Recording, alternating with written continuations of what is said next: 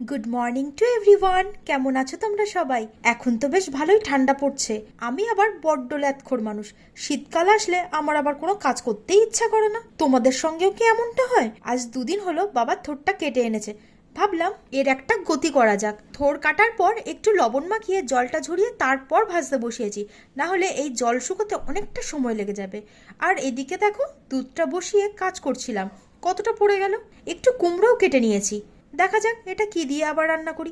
সকাল সকাল বাজার আসলে কি হবে, ওই এক থোড়ের চক্করে পড়ে আমার সব কাজ গেল পিছিয়ে। আমার রান্না বান্না মোটামুটি হয়ে গেছে। এখন যাচ্ছি একটু খোলা পতায়, একটা জিনিস তৈরি করতে দেওয়া আছে। আর কয়েকদিন পরে আছে আমার দেওরের ছেলের জন্মদিন, তো তার জন্য একটা জিনিস নিতে হবে, সেই জন্য যাচ্ছি। তো চলো ওখানে গিয়ে দেখি কি নেওয়া যায়।